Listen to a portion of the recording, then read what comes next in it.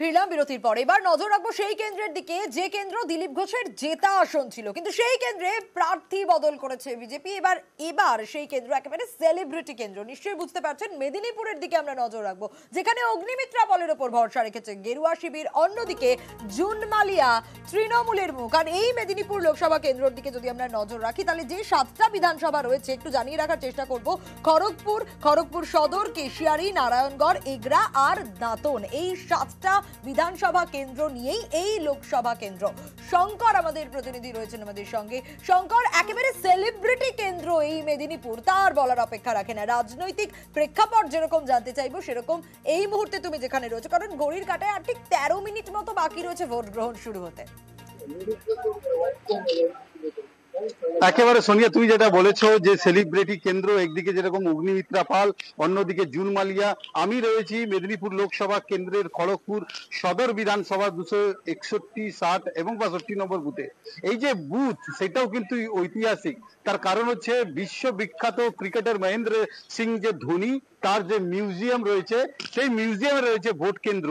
আর এই ভোট কেন্দ্রে, এই যে মিউজিয়াম ভোট কেন্দ্র রয়েছে, সেইখানে প্রথমবার ভোট দেবেন দিলীপ ঘোষ। তিনি নিজে এইখানের ভোটার হয়েছিলেন এই বছর, যে এইখানে ভোট দেবেন, কিন্তু তা আর হলো না। তাকে প্রার্থী করা হয়েছে দুর্গাপুর, আসানসোল থেকে। ফলে এই যে দিলীপ ঘোষ না থাকার কারণে কিন্তু তিনি 12টার সময় আসবেন এবং এইখানে ভোট দিতে যাবেন। তিনি প্রথমবার খড়গপুরে ভোট দেবেন। আর এই যে বুথ যেখানে আমি দাঁড়িয়ে রয়েছি, এইখানে এই বুথে সকাল থেকে একেবারে প্রস্তুতি তুঙ্গে রয়েছে। সাধারণ ভোটাররা এই লাইনে এসে ভোট দেওয়ার জন্য, এবং যে কেন্দ্রীয় বাহিনী নিরাপত্তা রয়েছে, তারা কিন্তু দায়িত্বে রয়েছেন মহিলারা। ফলে এই যে ভোট কেন্দ্র রয়েছে খড়গপুর থেকে, খড়গপুরের এই শেরশাহ স্টেডিয়ামে, বলা যায় যে একেবারে ঐতিহাসিক ভোট কেন্দ্র হতে চলেছে। সোনিয়া, একেবারে শঙ্কর, বেশ, অবশ্যই নজর থাকবে। আমরা নজর রেখেছিলাম মেদিনীপুরের দিকে। একদিকে এই মেদিনীপুর কেন্দ্র যেখানে অগ্নিমিত্রা বনাম জুন মালিয়ার লড়াই, আর তারই পাশাপাশি অন্যান্য কেন্দ্রের দিকেও আমরা নজর রাখার চেষ্টা করব। এবার আমাদের নজর থাকবে, তবে তার আগে জানিয়ে রাখি আরো একবার, এই মেদিনীপুর কেন্দ্র খুব ইন্টারেস্টিং। দিলীপ ঘোষ যেখান থেকে জিতেছিলেন এবং সেখানে বিজেপি প্রার্থী বদল করেছে, কিন্তু দিলীপ ঘোষ এবার এখানে ভোট দিতে আসবেন, কারণ তিনি এই কেন্দ্রের প্রার্থী হয়েছিলেন। আর অগ্নিমিত্রা পল, যিনি এবার বিজেপির প্রার্থী, বিজেপির ভরসার জায়গা, সেই অগ্নিমিত্রা পল কি বলেছেন শোনাবো। বিভিন্ন জায়গাতে অলরেডি কাল থেকে ঝামেলা শুরু হয়েছে। পুলিশ সাংঘাতিক রকমের নিকৃষ্টতম ব্যবহার করছে। পরশু রাত থেকে আমাদের কার্যকর্তার বাড়িতে রেড করা, তাদেরকে অ্যারেস্ট করা, এবং গতকাল রাত্রে তো মানে সন্ধ্যে থেকে শুরু হয়ে গেছে অ্যারেস্ট করতে। পোলিং এজেন্টকেও অ্যারেস্ট করে নিয়েছে। গাড়ি গাড়ি পুলিশ গেছে, এবং কেশিয়ারি বলুন, দাঁতন বলুন, স্পেশালি এই দুটো জায়গাতে গাড়ি গাড়ি পুলিশ গিয়ে কার্যকর্তাকে অ্যারেস্ট করে নিয়ে এসছে। বিষয়গুলো আমি জানিয়েছি দিল্লিতে, পিএমওতেও জানিয়েছি এবং সেন্ট্রাল ইলেকশন কমিশনকেও জানিয়েছি। তো আশা করা যায় আজকে কন্ট্রোলে থাকবে। বাকি যে এগুলো হলো, ইলেকশনগুলো যে দফাগুলো, সেগুলো মোটামুটি শান্তিপ্রিয় ছিল। এখন আজকে দেখা যাক কি হয়। বাড়িতে কোনো বন্ধু, কোনো প্রিয়জনের জায়গা নেই। এখানে আমার কার্যকর্তাদের খুন করা হচ্ছে, আমাদের মহিলা কার্যকর্তাদের ধর্ষণ করে মেরে ফেলা হচ্ছে। সুতরাং এখানে কোথায় কে বন্ধু, কে প্রিয়জন, কোনো জায়গা নেই। এটা একটা লড়াইয়ে নেমেছি আমরা, এটা একটা যুদ্ধ। লোকসভা মাননীয় প্রধানমন্ত্রী অলরেডি জিতে আছেন, সে বিষয়ে আমাদের চিন্তা করা নেই। আমরা কিভাবে বাঁচবো, আমরা কিভাবে রাজনীতি করব, আমরা কিভাবে পশ্চিমবঙ্গকে বাঁচাবো, এটা সেই লড়াই। হাড্ডাহাড্ডি লড়াই হবে আরো একটা কেন্দ্রে, সেটা তমলুক। এবার তমলুকের দিকে আমরা একটু নজর রাখবো, যেখানে প্রাক্তন বিচারপতি ভার্সেস তৃণমূলের যুব নেতা।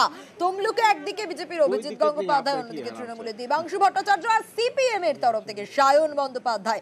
এই লোকসভা কেন্দ্রের দিকে যদি আমরা নজর রাখি, তাহলে হলদিয়া, তমলুক, ময়না, নন্দকুমার, মহিষাদল, পাঁশকুড়া পূর্ব, এই বিধানসভা কেন্দ্রগুলো রয়েছে। অমিত আমাদের প্রতিনিধি রয়েছেন আমাদের সঙ্গে।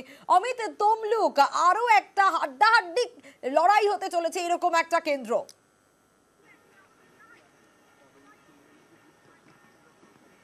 একেবারে দেখো, এই মুহূর্তে আমি রয়েছি তমলুক লোকসভা কেন্দ্রের হলদিয়াতে, এবং এখানে আমরা সকাল থেকে আমরা সিপিএম প্রার্থীকে দেখছি একদম বিভিন্ন বুথে তিনি পৌঁছে যাচ্ছেন। এবং সকালেই এই মুহূর্তে রয়েছে বারঘাসিপুর হাই স্কুল, যেখানে 227 এবং 228 নম্বর বুথ রয়েছে, যেখানে সিপিএম এর দুজন এজেন্টকে অপহরণের অভিযোগ করছেন খোদ প্রার্থী সায়ন বন্দ্যোপাধ্যায়, এবং শুধু তাই নয়, এখানে আরেকজন পোলিং এজেন্টকে মারধর করা হয়েছে এমনটা কিন্তু অভিযোগ করছে। তিনি সরাসরি এজেন্টকে নিয়ে এসে এই মুহূর্তে তিনি 227 নম্বর বুথে তিনি বসিয়েছেন, এবং একই সঙ্গে তিনি এখানে যারা উপস্থিত যারা কেন্দ্রীয় বাহিনীর জওয়ান রয়েছেন এবং অন্যান্য যারা পুলিশ আধিকারিক রয়েছেন তাদেরকে কিন্তু সময়সীমা বেঁধে দিচ্ছেন, এবং একই সঙ্গে এই বুথের বাইরে তিনি রয়েছেন এই মুহূর্তে দাঁড়িয়ে।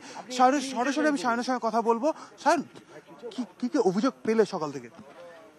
এজেন্ট অপহরণ, সকালবেলায় বসতে দেয়নি, এসে বসালাম, এখানে দাঁড়ালাম, 10টা প্রায় বাইক এখান থেকে মোবিলাইজ করলো। কেমন? ইলেকশন কমিশন যদি ইন্টারভেন করে ভালো, তৃণমূল যদি আছে 10টা বাইক না আমি আজ 20টা বাইক না পাবো। And if there is any law and order situation, তার জন্য election commission will held responsible. না চ্যালেঞ্জ ছুটছো? আমি বলে দিলাম আজকে তৃণমূল যদি মনে করে 10টা বাইক নামাবো, আমি সায়ন ব্যানার্জি আমি 20টা বাইক নামাবো। চ্যালেঞ্জ বলো, যা খুশি বলো, এনাফ ইজ এনাফ। বুঝতে পারছো যে সকাল থেকে সায়ন কিন্তু নিজে বিভিন্ন বুথ পরিদর্শন তিনি বেরিয়ে বিভিন্ন বুথে যাচ্ছেন, এবং যেখানে যেখানে তার কাছে অভিযোগ আসছে যে পোলিং এজেন্টকে বসতে বাধা দেওয়া হচ্ছে বা পোলিং এজেন্ট সংক্রান্ত কোনো যে সমস্যা তার কাছে আসছে, তিনি কিন্তু সেই বুথে পৌঁছে যাচ্ছেন, এবং তিনি সরাসরি বলছেন যে এই যে জায়গাটা রয়েছে আমরা এই যেখানে রয়েছি ঠিক বুথের বাইরে কিছুক্ষণ আগেই 10 থেকে 12টা বাইক কিন্তু এখান থেকে রাউন্ড মেরেছে। সেক্ষেত্রে তিনি কার্যত চ্যালেঞ্জ ছুটছেন যে যদি তৃণমূল কংগ্রেস অর্থাৎ শাসক দল যদি হলদিয়ায় ভোট মানে ভয় দেখানোর জন্য যদি 10 থেকে এরকম যে বাইক বাহিনী নামায়, তাহলে তিনিও কিন্তু বাইক নামাবেন, পাল্টা কার্যত চ্যালেঞ্জ ছুড়ে দিচ্ছে সায়ন। একেবারে অবশ্যই নজর থাকবে, এবং হলদিয়া, তমলুক, ময়না, নন্দকুমার, মহিষাদল, পাঁশকুড়ার সঙ্গে অবশ্যই নন্দীগ্রাম আরও একটা ইম্পর্টেন্ট বিধানসভা কেন্দ্র এই তমলুক লোকসভার মধ্যে। নজর রাখবো অবশ্যই ষষ্ঠ দফায় দেশের মোট 57 আসনে ভোট গ্রহণ হবে। 7টা থেকে ভোট গ্রহণ শুরু, আর বাংলার 8 আসনের দিকেও অবশ্যই আমাদের নজর থাকবে। পুরুলিয়া, বাঁকুড়া, বিষ্ণুপুর, তমলুক, ঘাটাল, কাঁথি, ঝাড়গ্রাম, মেদিনীপুরে ভোট রয়েছে। সকাল 7টা থেকেই ভোট গ্রহণ শুরু হবে, আর কড়া নিরাপত্তা ব্যবস্থা, নিরাপত্তার দিকেও নজর, কারণ মোট 919 কোম্পানি কেন্দ্রীয় বাহিনী রয়েছে। যদি পশ্চিম মেদিনীপুরের দিকে আমরা নজর দিই তাহলে 218 কোম্পানি কেন্দ্রীয় বাহিনী রয়েছে পশ্চিম মেদিনীপুরের জন্য, আর তারই পাশাপাশি অবশ্যই নজর রাখবো অন্যান্য প্রান্তের দিকেও, কারণ বাঁকুড়ায় রয়েছে 178 কোম্পানি কেন্দ্রীয় বাহিনী। কড়া নিরাপত্তার ষষ্ঠ দফা, তার কারণ নির্বাচন কমিশন চায় অবাধ, শান্তিপূর্ণ, সুষ্ঠু নির্বাচন। ঝাড়গ্রামে 133 কোম্পানি কেন্দ্রীয় বাহিনী। কড়া নিরাপত্তার ষষ্ঠ দফার ভোট গ্রহণ শুরু হবে, আর ঠিক আধ ঘন্টা সময় বাকি রয়েছে। পূর্ব মেদিনীপুরের দিকে যদি নজর রাখি, সেখানে 237 কোম্পানি কেন্দ্রীয় বাহিনী মোতায়েন, এবং রাজ্য পুলিশ তো থাকছেই।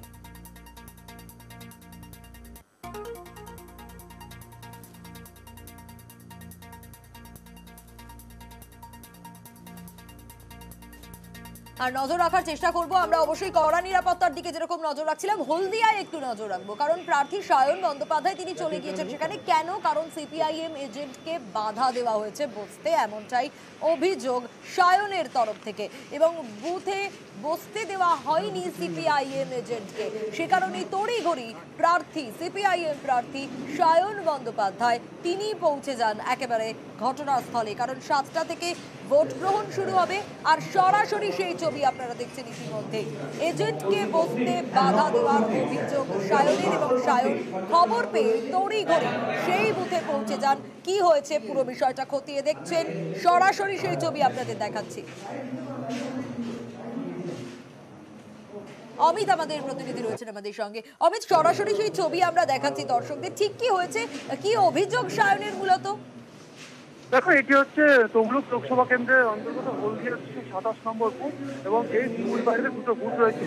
সেখানে আজ সকালে মকপল চলার আগে সিপিএম এর এজেন্টকে অপহরণের অভিযোগ করা হচ্ছে। অভিযোগ করছে যে সিপিএম এর পোলিং এজেন্ট সিপিএম এর পোলিং এজেন্টকে অপহরণ করা হয়েছে, এবং আরো একজন এজেন্ট রয়েছেন এই 227 নম্বর বুথের, তাকে মারধর করা হয়েছে, মারধর করে বের করে দেওয়া হয়েছে। এবং তার সাথে কথা বলে এই মুহূর্তে সায়ন ব্যানার্জি, যিনি সিপিএম এর প্রার্থী, তিনি তার দলের পোলিং এজেন্টকে এই মুহূর্তে তিনি নিয়ে এসেছেন বুথে বসানোর জন্য।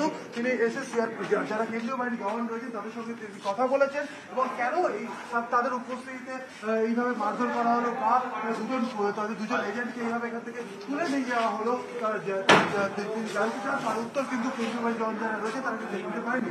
এই মুহূর্তে 227 নম্বর বুথের ভেতরে রয়েছেন সায়ন ব্যানার্জি এবং তিনি তার দলের যে পোলিং এজেন্ট রয়েছেন তাকে তিনি প্রিজাইডিং অফিসারের সঙ্গে কথা বলে তাকে বসিয়েছেন। এই মুহূর্তে তুমি সরাসরি দেখতে পাচ্ছ ছবি, যেখানে যারা কর্তব্যরত যারা পুলিশ আধিকারিক রয়েছেন তার সঙ্গে কিন্তু কথা বললেন সায়ন।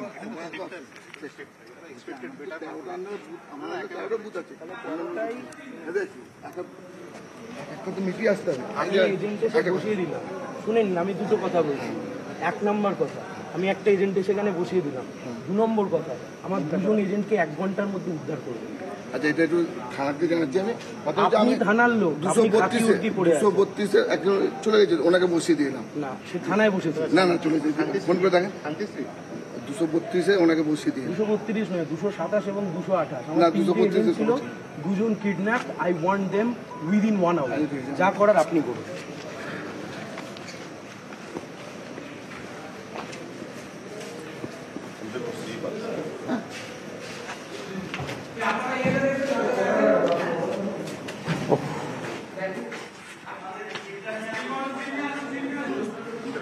অমিত, আমি একটু আবারও তোমার কাছে যেতে চাইবো, কারণ এজেন্টকে বসতে বাধা দেওয়ার অভিযোগ, কিন্তু সায়নের কথা আমরা শুনছিলাম, কজন এজেন্টকে বসতে দেওয়া হয়নি কি জানা যাচ্ছে? দেখো, 227 নম্বর বুথের 2জন এজেন্টকে অপহরণ করা হয়েছে এমনটা কিন্তু অভিযোগ করছেন সায়ন। এখানে যারা পুলিশ আধিকারিক এবং যারা সিআরপিএফ এর যারা কেন্দ্রীয় বাহিনীর যারা কর্তারা আধিকারিকরা রয়েছে তাদের সঙ্গে তিনি কথা বলছেন এবং তিনি একদম সময়সীমা বেঁধে দিচ্ছেন যে 2জন এজেন্টকে সকাল 5টা নাগাদ এই বুথ থেকে কিডন্যাপ করা হয়েছে বা অপহরণ করা হয়েছে বলে তিনি অভিযোগ করছেন। তাদেরকে 1 ঘন্টার মধ্যে উদ্ধার করতে হবে এবং তাদেরকে বুথে নিয়ে আসতে হবে এমনটা কিন্তু তিনি বলছেন পুলিশ আধিকারিকদের। অন্যদিকে এই 127 নম্বর বুথে আরো একজন যিনি পোলিং এজেন্ট রয়েছেন তাকে মারধর করা হয়েছে এবং তাকে ইতিমধ্যে সায়ন নিয়ে এসে বুথে তিনি বসিয়েছেন এবং প্রিজাইডিং অফিসারের সঙ্গে তিনি কথা বলছেন। অন্যদিকে যে 2জন এজেন্টের অপহরণের অভিযোগ করা হচ্ছে তাদেরকে 1 ঘন্টার মধ্যে উদ্ধার করে যাতে বুথে নিয়ে আসা হয় এমনটাই কিন্তু সায়ন কিন্তু যারা পুলিশ রয়েছেন তাদেরকে কিন্তু একদম সময়সীমা বেঁধে দিচ্ছেন। একেবারে অবশ্যই নজর থাকবে এবং সময়সীমা বেঁধে দিলেন সায়ন বন্দ্যোপাধ্যায়, সেদিকেও আমরা দেখলাম। পাশাপাশি ঝাড়গ্রামের দিকে নজর রাখার চেষ্টা করব। ঝাড়গ্রাম অত্যন্ত ইন্টারেস্টিং একটা কেন্দ্র, তার কারণ হচ্ছে খুব স্বাভাবিকভাবেই বিজেপির তরফ থেকে কুনার হেমব্রম, তিনি কিন্তু 2019 সালে জয়লাভ করেছিলেন, কিন্তু সেই কুনার হেমব্রম এখন তৃণমূলে। এবার তিনি টিকিট পাননি বিজেপির তরফ থেকে। কিছুদিন আগেই আপনাদের দেখিয়েছিলাম তৃণমূলে জয়েন করেছেন তিনি এবং বিজেপির ভরসা এবার প্রণত টুডু। তৃণমূল ভরসা রেখেছে কালীপদ সোরেনের ওপর এবং সিপিএম এর তরফ থেকে সোনামণি মুর্মু। আর এই ঝাড়গ্রাম লোকসভা কেন্দ্রের মধ্যে যদি আমরা নজর রাখি তাহলে নয়াগ্রাম, গোপীবল্লভপুর, ঝাড়গ্রাম, গড়বেতা, শালবনী, বিনপুর আর বান্দোয়ান, এই 7টা বিধানসভা কেন্দ্র রয়েছে। একটু নজর রাখি রাজু আমাদের প্রতিনিধি ঠিক কোথায় রয়েছেন এই মুহূর্তে। রাজু, এই মুহূর্তে তুমি ঠিক কোথায় রয়েছো? সেখানে কি মক পোলিং শুরু নাকি শেষ হয়ে গিয়েছে? ঠিক কি ছবি এবং রাজনৈতিক পর্যবেক্ষণ যদি আমরা দেখি তাহলে সেটাও খুব ইন্টারেস্টিং, সেই প্রেক্ষাপটটাও। দেখো, একদমই মক পোলিং ইতিমধ্যে শেষ হয়েছে এবং আমরা যে বুথটিতে দাঁড়িয়ে রয়েছি সেটা 120 নম্বর বুথ এবং সেখানে ইতিমধ্যে সিআরপিএফ এর তরফ থেকে গোটা বুথ চত্বরকে যেভাবে নিরাপত্তা দেওয়া হয় সেইভাবেই নিরাপত্তা দেওয়া হয়েছে এবং পুলিং এজেন্টরা এসে প্রবেশ করেছেন এবং মানুষ এসে এক এক করে লাইন দিতে শুরু করেছেন। ইতিমধ্যে ভোট কেন্দ্রে ভোট গ্রহণ শুরু হবে। তার পাশাপাশি যদি দেখা হয় জেলার যে সমস্ত বুথ কেন্দ্রগুলো রয়েছে যেখানে ভোট গ্রহণ হবে সেই সমস্ত ভোট গ্রহণ কেন্দ্রগুলোতে মূলত সকাল থেকে কড়া নিরাপত্তা দেওয়া হয়েছে এবং বিভিন্ন জায়গায় সিআরপিএফ এর তরফ থেকে বিশেষ ব্যবস্থা নেওয়া হয়েছে। যেখানে বলা হচ্ছে যে লোকসভা কেন্দ্র রয়েছে সেই লোকসভা কেন্দ্রে যদি কোথাও কিছু হয় সেখানেই তারা মূলত যাবেন, এমনটাই জানা গেছে প্রার্থীদের কাছ থেকে। ইতিমধ্যে সকালে ভোট কেন্দ্রে ভোট শুরু হয়েছে এবং মানুষ আস্তে আস্তে লাইনে দাঁড়াতে শুরু করেছে। বেশ রাজু, অবশ্যই নজর থাকবে, কারণ অতীত বামগড়, এবার সেখানে আনকোরা প্রার্থীদের ভিড় কি হয় সেটা তো জানা যাবে 4ঠা জুনই। বেশ, আর এরই পাশাপাশি নজর রাখতে হচ্ছে এবার আরো একটি গুরুত্বপূর্ণ লোকসভা কেন্দ্র, কাথি লোকসভা কেন্দ্র, যেখানে এবার একেবারে জোর টক্কর এবং পূর্ব মেদিনীপুরের অন্যতম গুরুত্বপূর্ণ একটা লোকসভা কেন্দ্র কিন্তু এই কাথি। এবং আপনাদের জানিয়ে রাখি এই কেন্দ্রের যে 7টা বিধানসভা সেগুলি রামনগর, পটাশপুর, কাথি উত্তর, কাথি দক্ষিণ, খেজুরি, ভগবানপুর, চাঁদিপুর এবং দীঘা। কাথি লোকসভা কেন্দ্রের দিকে আমাদের নজর রয়েছে। পটাশপুর থেকে পঙ্কজ আমাদের প্রতিনিধি রয়েছেন আমাদের সঙ্গে। পঙ্কজ, কাথির কুর্সি দখলে কিন্তু এবার ত্রিমুখী একটা লড়াই, আর বিজেপিতে শুভেন্দু অধিকারীর ভাই সৌমেন্দু অধিকারী, অন্যদিকে তৃণমূলের উত্তম বারিক, আর তারই পাশাপাশি জোট প্রার্থী উর্বশী বন্দ্যোপাধ্যায় ভট্টাচার্য, তিনিও রয়েছেন।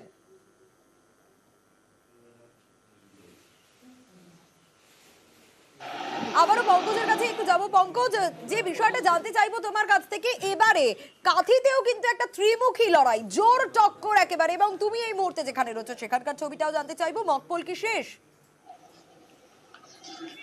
দেখো, একেবারে কিন্তু কাঁথি যে ত্রিমুখী লড়াই, যেখানে সৌমেন্দু অধিকারী, যেখানে শুভেন্দু অধিকারীর ভাই যেখানে সৌমেন্দু অধিকারী দাঁড়িয়েছে, সেই ত্রিমুখী লড়াই রয়েছে কাঁথি লোকসভা কেন্দ্রে। আমি যে জায়গায় দাঁড়িয়েছি পটাশপুর বিধানসভার কিন্তু ষষ্ঠ পলি বুথ 41 নম্বর বুথে, সেই বুথ কেন্দ্রে কিন্তু মকপোল শেষ হয়ে গেছে। ইতিমধ্যে কিন্তু ভোটাররা কিন্তু লাইনেও দাঁড়িয়ে আছে, কিন্তু ভোট শুরু হবে 7টার সময়, সেইখান থেকে অপেক্ষায় রয়েছে কিন্তু ভোটাররা।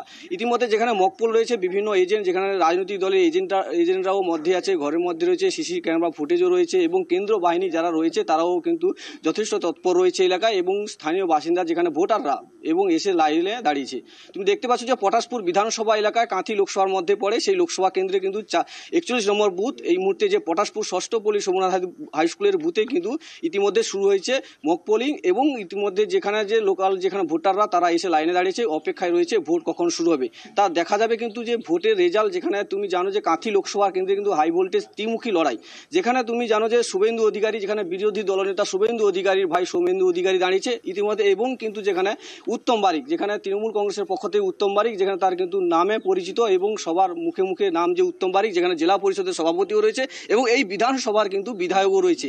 সেই বিধায়কের যে প্রার্থী রয়েছে উত্তম বারিক, এবং সেখানে কংগ্রেস এবং সিপিএম থেকে যেখানে প্রার্থী রয়েছে উর্বশী বন্দ্যোপাধ্যায়। এই যে ইতিমধ্যে যে পটাশপুর যে বিধানসভা এলাকার যে ষষ্ঠ পল্লী সোমনাথ হাই স্কুলের 41 নম্বর বুথে কিন্তু ভোট প্রক্রিয়া শুরু হওয়ার আগে কিন্তু লাইন রেখেছে, লাইনে দাঁড়িয়ে আছে ভোটার কর্মীরা। বেশ পঙ্কজ।